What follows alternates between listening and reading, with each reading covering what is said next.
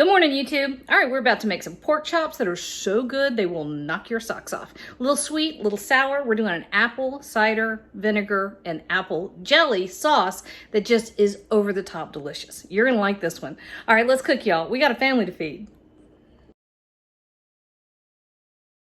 All right, here we go. Let's make some pork chops. All right, so I have a very large skillet. Bladen calls this my battle pan, which I thought was the best. It's a 14-inch skillet.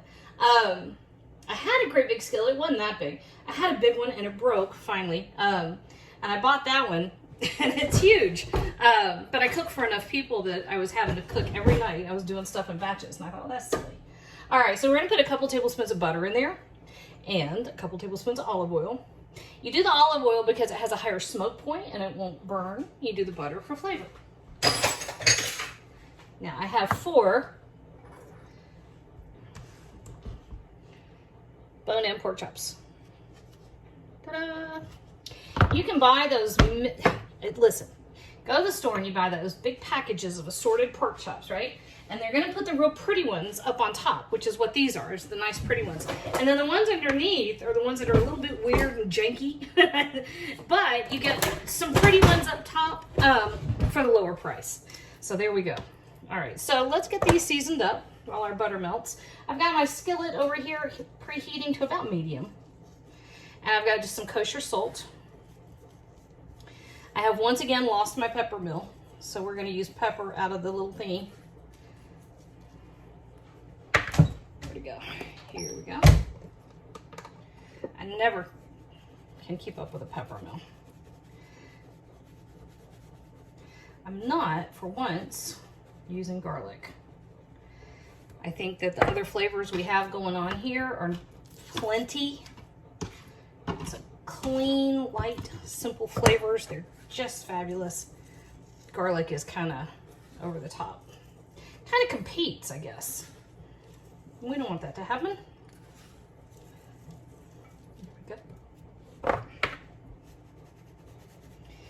It's probably going to be another minute or two. My butter is not quite melted. I don't want y'all to sit here and watch me just kind of twiddle my thumbs. So we're waiting on that to heat up. We'll be right back. Here we go. So this is what you're looking for. Your butter has melted. It's gotten kind of foamy. Okay. So that's what we've got. And this is real simple. You hear it? That's what you're looking for. All right, so these guys are gonna go in here and they're gonna take about 5 or 6 minutes per side. And look how big that pan is. Look, everything fits. Battle pan. All right, so these are gonna take 5 or 6 minutes per side. And that's all there is to this part, which is almost all there is to all the parts. All right, we are nice and golden brown.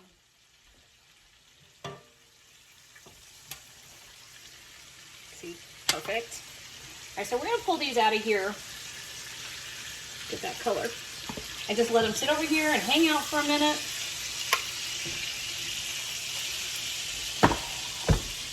That pan got real hot real fast. All right, if you have a whole lot of oil in your skillet, that is a big old skillet. See that? If you've got that much, you want to get rid of some of it. You want a couple of tablespoons. So I got rid of about half of that, and I left about 2 tablespoons in there. Now I've got a couple of shallots that I diced up. I normally, honestly, I don't mess with shallots because they're expensive. They go bad fast. I forget. I'll normally use a little sweet onion or green onion, but I actually happened to remember while I was at the store, and this is a miracle, that I wanted to do this. I picked up some shallots. A little sweet onion would be great if you don't have a shallot. I don't know why they cost so much. Way more expensive than regular onion.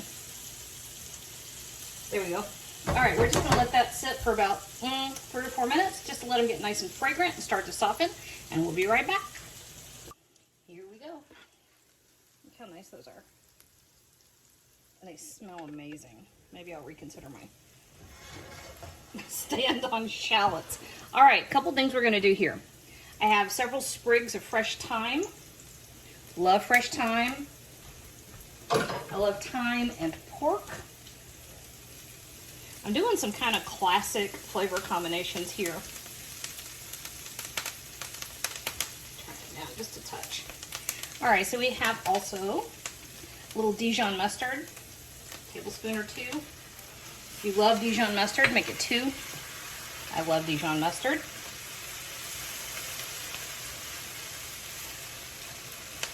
A couple of tablespoons of apple cider vinegar. Now stand back. Hot vinegar steam is kind of like it'll take you down if you're not careful. All right, and half a cup of chicken broth. And we're just letting all that simmer together. And then our final little additive is about 3/4 of a cup of apple jelly.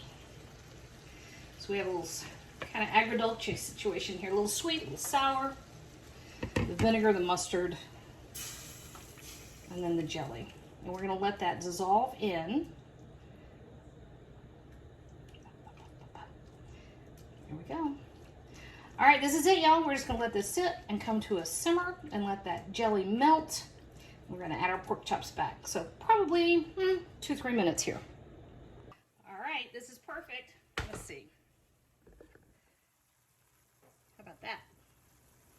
The fragrance is, wow. I should bottle that. All right, so we're going to put our pork chops right back in here.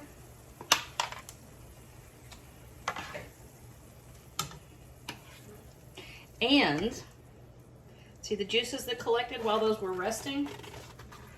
Hang on to that. That's good stuff. Kenzie is behind me trying to make a cup of coffee. She's trying to be all sneaky and not make any noise. We know that she's here. All right, here we go, guys.